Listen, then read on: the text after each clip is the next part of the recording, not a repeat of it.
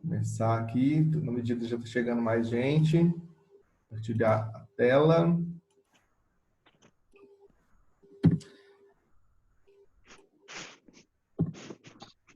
Então vamos lá, ó. Fiquem com a apostila de vocês em mãos, que aí nós vamos fazendo a correção e os comentários na medida do possível. Como eu comentei com os que chegaram antes, podem parando para poder fazer as perguntas. Eu quero que vocês me ajudem a fazendo as leituras e respondendo também. Nós vamos começar a falar sobre aquele relatório que foi feito no dia 15 de abril, que não tem bem mais de um mês, que falava sobre o experimento. Eu coloquei para vocês 2 vídeos. Sobre o experimento da mão biônica. Como que se fazia a mão biônica, e depois um experimento que mostrava como era o funcionamento da mão. Certo? Aí, a atividade que vocês deveriam fazer era lá no finalzinho da apostila de laboratório, que era um relatório sobre a mão. Toda vez, pessoal, que vocês forem fazer um relatório prático de laboratório, vocês devem colocar um título e depois, abaixo do título, colocar qual o objetivo daquele experimento. Depois de colocar o objetivo do experimento, vocês vão colocar uma introdução. A introdução é falar um pouquinho sobre o assunto. Nesse caso, então, falar sobre a mão.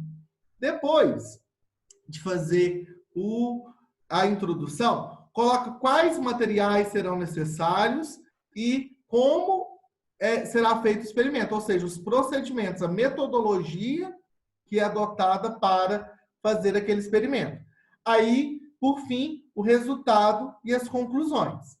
Como é bem individual essa parte, eu coloquei para vocês, para que a gente possa discutir, apenas uma pergunta para essa aula, que seria o que eu pedi para que vocês colocassem na introdução, que era sobre a mão. O que é a mão?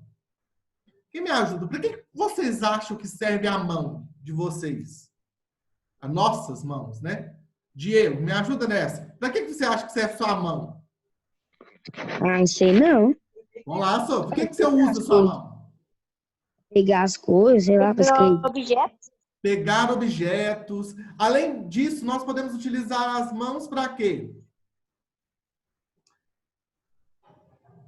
Nós utilizamos Algum esporte? Esporte, para poder alimentar. Escrever.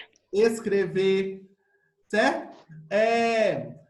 Além disso, nós também utilizamos a mão como algo de um sentido, que é bem relacionado com o tato. Suponhamos, então, que algum de vocês está com febre, aí chega na casa da avó de vocês, ela vai fazer uma análise que, na ciência, a gente fala de análise empírica, não é uma análise científica. O que é? Ah, avó, eu estou com febre. Ela vai lá e coloca a mão sobre a testa de vocês para poder sentir a temperatura. Não é algo testado cientificamente, mas a gente fala que é uma análise empírica. Então, a mão também ela tem essa função, certo? Aí, vamos ver o que eu coloquei como funcionamento da mão. Gabriel, lê para nós, por favor, a primeira parte aí, ó. Como funciona a mão humana? A mão humana corresponde ao segmento terminal do membro superior, através da continuação do punho e termina com os dedos. Ao total, temos 27 ossos na mão, todos trabalhando em conjunto. Pode ler, Gabriel, por favor. Os ossos da mão, juntamente com os músculos e articulações, permitem o manuseio de objetos. A característica principal dos movimentos das mãos é a ação de pinça, graças ao polegar opositor. Essa condição permite a realizar de trabalhos mais delicados e com maior precisão. Isso possibilita a escrita, construção de ferramentas, desenho, entre outras atividades. Certo. Olha, pessoal, na segunda parte ali, o Gabriel fez a leitura, fala sobre a parte de articulações. É um cuidado que nós temos que ter agora, principalmente nesse período de pandemia, nós estamos utilizando muito o celular, não fazer movimentos repetitivos várias vezes por dia. Então, está utilizando o celular? Espere um pouquinho, porque senão existe um probleminha chamado LER, já ouviu falar? que é voltado para movimentos repetitivos. Então, pode dar algum desgaste voltado na articulação, certo? Aí fala sobre a realização da pinça, então, pegar objetos com os dedos, que é a continuação, no caso, da mão. Aí, tem pessoas que têm uma habilidade incrível, né? Que aí é voltado para coordenação fina, coordenação motora. Tem pessoas que já não têm esse lado bem ajustado. Mas isso aí, tanto faz. Alguém quer fazer algum comentário sobre essa aula? Como funciona a mão humana? Como foi feito o experimento? Alguém testou esse experimento? Eu nem pedi para que vocês fizessem, porque talvez alguns materiais não estavam tão disponíveis para vocês. Alguém testou? Eu acredito que não, né? Porque ele era bem complicadinho de fazer. Então, vamos passar para a próxima aula, que é a aula sobre a condução de água nas plantas. Nesta aula, então, eu passei para vocês um vídeo. Nesse vídeo, evidenciava a condução de água nas plantas. A condução, ela acontece, então, a partir, o transporte vem no decorrer do caule. Nós utilizamos para ela, então, nesse experimento, uma rosa branca. No experimento que estava na apostila de laboratório de vocês, era diferente do experimento que eu mostrei através do vídeo, no qual fala sobre... Lá, era 2 copos com água. Um copo, eles colocaram um corante azul, no outro copo, eles colocaram um corante vermelho. E eles pegaram, então, o caule da flor da rosa branca e partiram ele ao meio. Aí colocou um pedaço no copo com corante vermelho e o outra parte no copo com corante branco. A partir disso, então, através dos vasos condutores, aí a água, juntamente com o corante, ela chegou até as pétalas, alterando a sua coloração. Então, mostra que a planta conduz água. Juntamente com a água, ela conduz também os sais minerais, que é levado, então, pelo decorrer de toda a estrutura da planta. Na pergunta 1, fala-se o seguinte: qual a função da raiz em uma planta? Quem respondeu essa? Qual a função da raiz em uma planta? Pode ler, André? Pode. É pelas raízes que a planta absorve a água e sais minerais da solução do solo, através dos pelos radiculares que há em uma maior absorção. Certo. Então, os pelos radiculares, eles são responsáveis por ajudar na absorção dessa solução de água com sais minerais. Justamente isso que eu havia colocado. Absorver água e sais minerais presentes da solução, sais minerais da solução presente no solo. Ok? Vamos lá, então, para a segunda pergunta. A segunda pergunta fala: qual a função do caule em uma planta? Imagine, então, que aqui seja uma planta. Vou até pegar uma aqui, ó. Aqui eu tenho uma planta. Não sei se dá para vocês visualizarem aí. Se eu não tivesse esse caule aqui, o que ia acontecer? A planta ia ficar totalmente solta. Então, o caule, ele dá a função de quê? De sustentação. Sustentação. Ok? Aí, observa para vocês verem. No caso desta vegetação aqui, a flor, o caule apenas, não daria sustentação suficiente. Então, ela ficaria com o pedúnculo mais caído. Então, o que se pode colocar em jardinagem, alguma coisa assim? Algum material para dar um suporte maior para o caule. Então, a função geral do caule é sustentar a copa das plantas e servir de ligação entre as folhas e a raiz. Então, lembra, a função do caule é da sustentação. Lembra dessa palavra, sustentação. Pergunta 3. Descreva o experimento realizado em aula para verificarmos a condução de água pela planta. Maria Eduarda Belo, você fez essa? Sim. Lê para nós, por favor. Colocamos em 2 copos corantes diferentes. Pegamos uma flor branca e cortamos com um estilete seu caule no meio. Colocamos uma parte do caule na água vermelha e outra na água azul. Depois esperamos um tempo. Ao passar o tempo, vimos que a flor absorveu as águas e ficou colorida. Certinho. E lá no experimento, aquelas pessoas que assistiram, quem não assistiu, vai lá na aula do dia 15 de abril, eu acho que é dia 15 de abril mesmo, para que vocês possam assistir.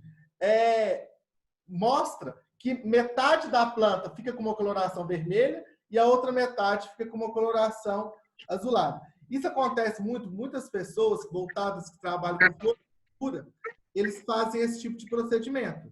Igual quando a noiva exige um buquê de flor azul, ou vocês aí que vão fazer aniversário de 15 anos, meninos, eu quero uma rosa azul, mas eu quero esse tom de azul.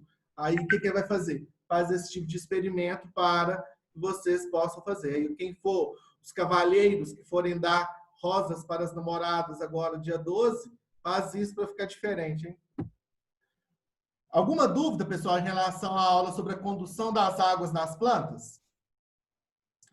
Não? Então vamos passar para a aula seguinte. Transpiração vegetal.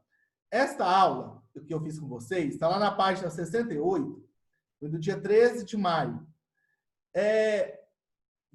Eu mostrei para vocês os tipos de folhas. Aí nós diferenciamos. Quando a planta tem folhas pequenas e juntas, dificulta a transpiração. Quando as plantas têm folhas grandes e abertas, facilita a transpiração. Todos os seres vivos, então, vai acontecer um processo de transpiração. Nós, animais, transpiramos, aí nós falamos que estamos eliminando o quê? Suor. A água em formato de vapor. O Vinícius está pedindo o link da live de novo por conta que ele não está conseguindo. Vou enviar. Tá? Aí eu tenho que enviar outro link para ele? Eu não sei, acho que sim. Deixa eu... Ele está pedindo no grupo? Tá. O 7B? É.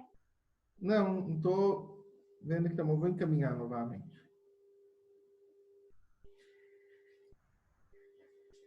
Vê se ele conseguiu aí. O Vinícius Ribeiro. Entendi. Vou mandar para ele aqui. Só um minutinho, pessoal.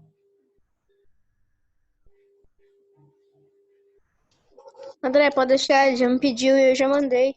Já? Já. Vê se você aqui já entrou?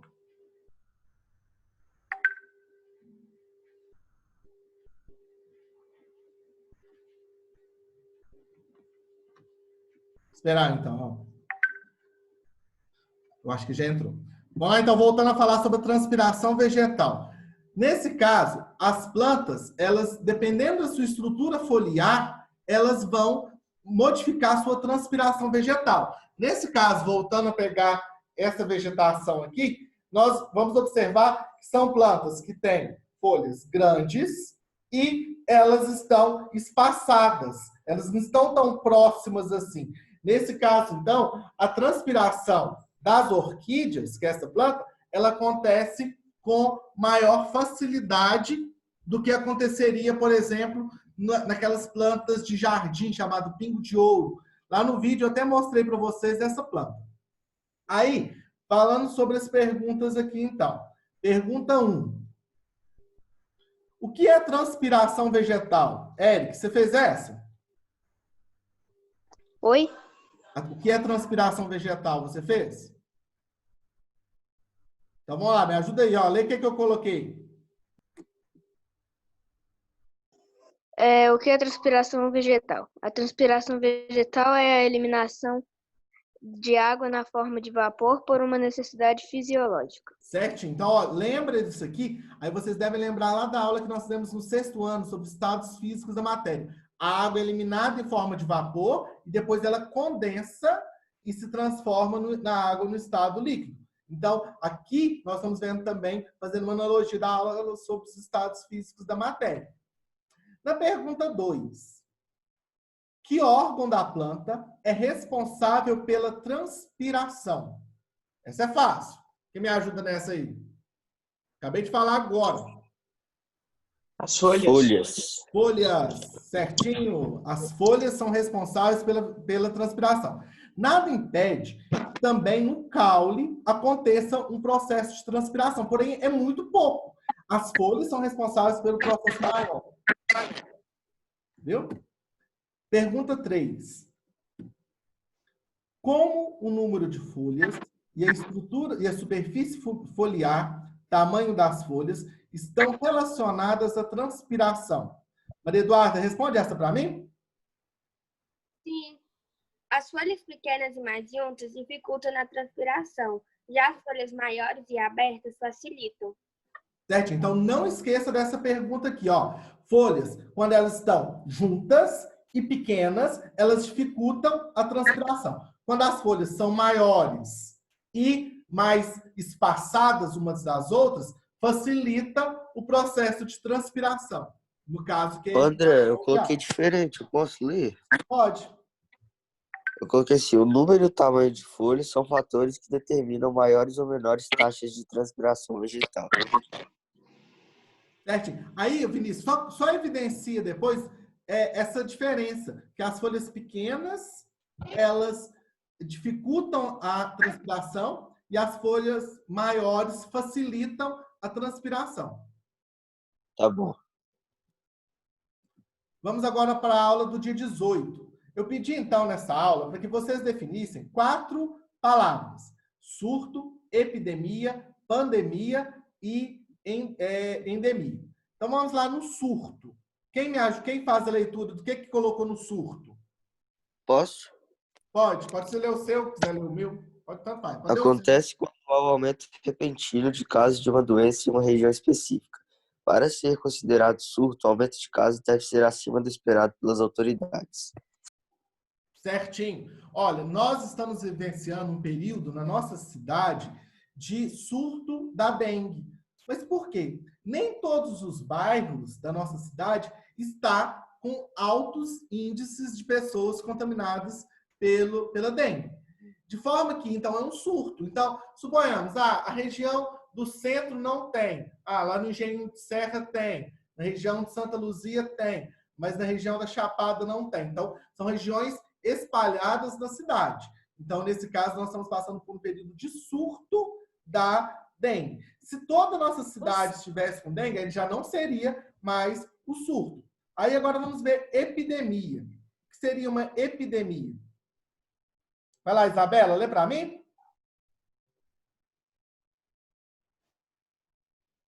Posso ler a sua? Posso ler? Eu acho que a sua está bem mais completa. Pode ser?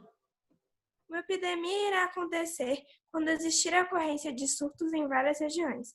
A epidemia a nível municipal é aquela que ocorre quando diversos bairros apresentam certa doença, e nível estadual ocorre quando diversas cidades registraram casos, e a nível nacional quando a doença ocorre em diferentes regiões do país. Exemplo, em fevereiro deste ano, 20 cidades haviam decretado epidemia de dengue. Certo. Então, olha aqui, vamos comparar as diferenças. Se eu falasse assim, colocasse um texto para vocês.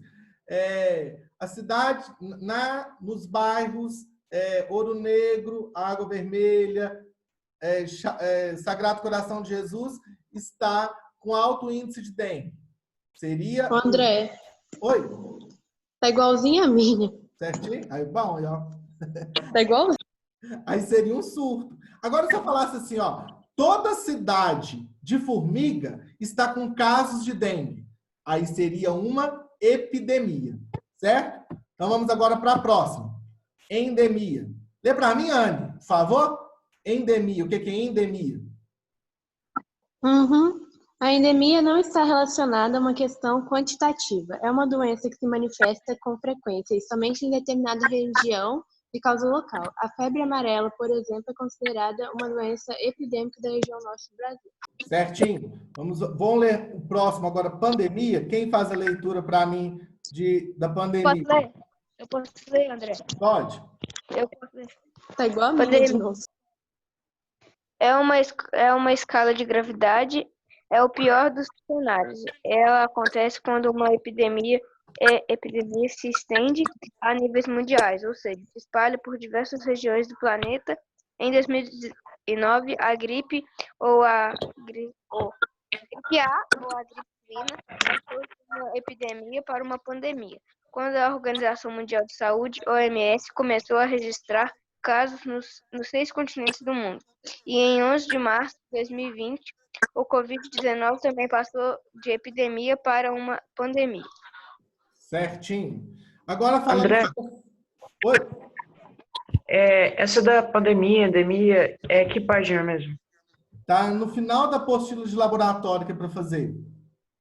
Ah, tá, obrigado. Nada. Pessoal, agora nós temos a aula sobre a fotossíntese. Só que não vai dar para a gente fazer correção, porque eu quero conversar com vocês agora um minutinho antes, só para senão o nosso tempo vai esgotar. Olha, prestem atenção. Deixa eu fazer a chamada primeiro. Ô, André, o Oi. seu negócio parou para mim.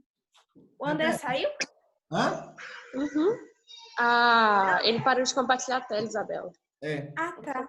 Vou fazer a chamada primeiro e depois eu vou conversar um negócio com vocês. Ó, rapidinho a chamada. Deixe os microfones desligados, aí na hora que vocês forem responder, responda com presente, por favor. Alice Mendes, Ana Clara Costa, Ana Luísa Rezende, Arthur Rezende, Bernardo Faria, Carlos Daniel, Presente. Diego, Presente. Giovana Luísa, Guilherme,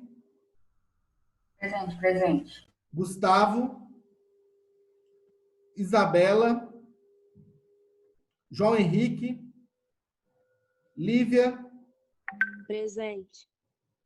Lucas, Luísa, Presente. Maria Clara, Otávio, Rafael, Presente. Rafaela, Vitor Gabriel, Vinícius Baruti, Presente, Vitor Gabriel, presente. Presente, Vinícius. Vitória, Ana Carolina Ferraz. Ana Carolina Ferraz está aí, não tá? Sim. Ana Clara, Ana Carolina Chicre, Ana Laura, Presente. André, Anne, Augusto, Presente. Bernardo Belo, Bernardo Lamonier, Cauã, Daniel, Eric, tá? Presente. Fernanda, Presente. Gabriel, Presente. Isabela, Presente. Lara, Luana, Maria Eduarda Almeida, Maria Eduarda Belo, Presente. Natan, Tayla, Theo, Yasmin. Ô, tá me pulando aí, André? É porque eu já tinha colocado presença para você, Vinícius, que eu tinha no início. Ah, tá. Matheus Almeida. Olha, presta atenção no que eu vou comentar com vocês agora. Eu vou fazer uma experiência chamada Experiência do Saber. O que é isso? Vocês assistiram lá no Caldeirão do Hulk um programa chamado Pequenos Gênios? Alguém assistiu? Lá no programa mostrava a habilidade de algumas pessoas, alguns alunos da idade de vocês, sobre diversas áreas, matemática, geografia e diversas outras. Aí, eu criei um joguinho que é relacionado com isso. Só que para que eu possa fazer esse jogo, não tem como fazer com todos de uma vez só. Como que vai funcionar? A cada semana, ou a cada 15 dias, eu vou sortear um aluno, e esse aluno vai ter um tempo para poder estudar uma matéria que eu vou falar com ele depois no privado, e essa pessoa, então, vai responder a uma série de perguntas. E o que vai ter de interessante nisso, então, para que vocês se entusiasmem mais para poder competir? É uma competição que não vai ser apenas para mostrar o saber, porque tem perguntas de sorte. Então, tem perguntas que não vai ser, nossa, só o inteligente que vai acertar. Não, mesmo porque todos vocês eu julgo muito inteligentes. Só que aí, aquela turma que conseguir. Então, eu vou fazer com os 4 anos que eu trabalho, com sextos, com sétimos, oitavos e nonos.